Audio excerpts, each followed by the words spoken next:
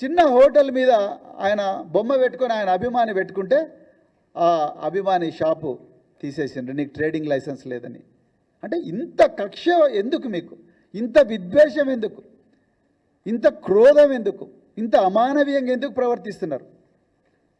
కేసీఆర్ గారు ఎప్పుడైనా చేసిండ్రా? మరి పివి నరసింహారావు గారు మీ పార్టీ, కాంగ్రెస్ పార్టీ, ఈ దేశానికి ప్రధానమంత్రిగా పనిచేసిండు, ఈ రాష్ట్రానికి ముఖ్యమంత్రిగా పనిచేసిండు.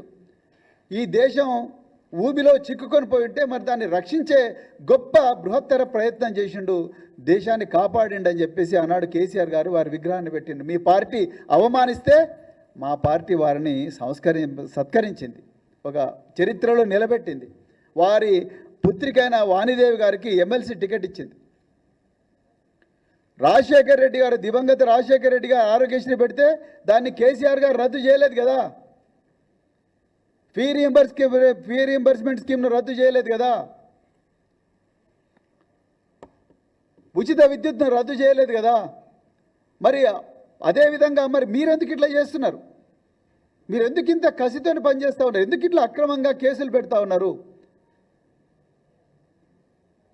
దీని గురించి తెలంగాణ ప్రజలందరూ కూడా ఆలోచించాల్సిన అవసరం ఉన్నది. ఇప్పటి వరకు బీఆర్ఎస్ పార్టీ ఇచ్చిన ఏ ఫిర్యాదును కూడా ఎఫ్ఐఆర్గా మరి మార్చలేదు.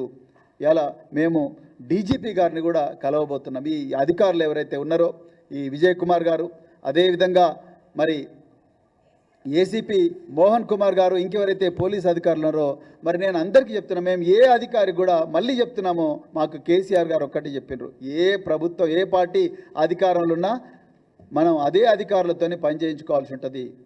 దాంట్లో మంచోళ్ళు ఉంటారు, చెడ్డోళ్ళు ఉంటారు, కానీ అందరినీ కలుపుకొని పోవాల్సి ఉంటుంది అని చెప్పే కేసీఆర్ గారు మాకు చెప్పిండ్రు. కానీ కాంగ్రెస్ పార్టీ మాత్రం కొంతమంది అధికారులను విచ్చలవిడిగా ప్రవర్తించే విధంగా మరి తయారు చేస్తూ ఉన్నారు. సిరిసిల్లలో కలెక్టర్ గారు చాలా లూజ్ కామెంట్స్ చేశారు.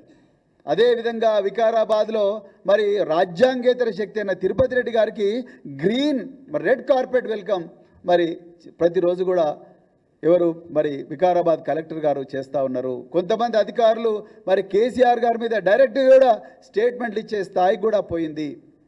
నేను ఇవాళ పోలీస్ అధికారులకు అదేవిధంగా మిగతా డిపార్ట్మెంట్లో ఉన్న అధికారులందరికీ కూడా మళ్ళొక్కసారి చెప్తున్నా, దయచేసి రాజ్యాంగబద్ధంగా పనిచేయండి, చట్టబద్ధంగా పనిచేయండి. రేవంత్ రెడ్డి ఇచ్చే అక్రమ ఆదేశాలను బేఖాతరుగా తిరస్కరించండి. మీకేం కాదు, ప్రజలు కాపాడుకుంటారు, చట్టమే కాపాడుకుంటుంది, రాజ్యాంగమే కాపాడుకుంటుంది. అంతే తప్ప ఈ వంశీకృష్ణన్ కదా మీరు ఒంటరిగా కూర్చోబెట్టి బిడ్డను హరీష్ రావు పేరు చెప్తావా లేకపోతే చేస్తావా అని చెప్పి బెదిరిస్తే మాత్రం తప్పకుండా ఇబ్బందులు ఎదురవుతాయి.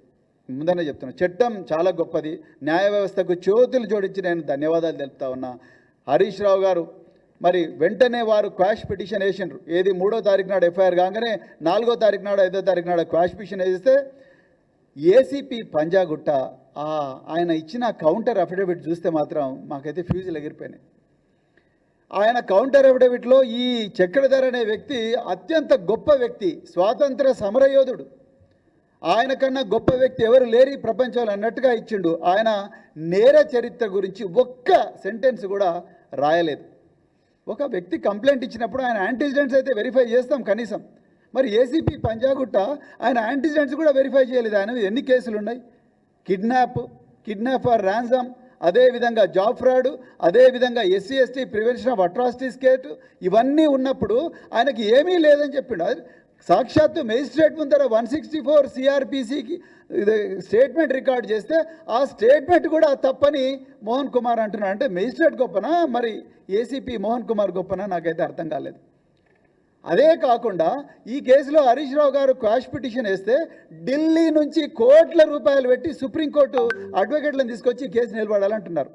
కానీ ఈ దేశంలో న్యాయ వ్యవస్థ ఇప్పటికి కూడా సజీవంగా ఉన్నది కాబట్టే, న్యాయ వ్యవస్థలో ఇప్పటికి కూడా విలువలు ఉన్నాయి కాబట్టే ఇలా న్యాయ వ్యవస్థలో మరి తెలంగాణ ప్రజలకు ఊరట దొరుకుతూ ఉన్నది.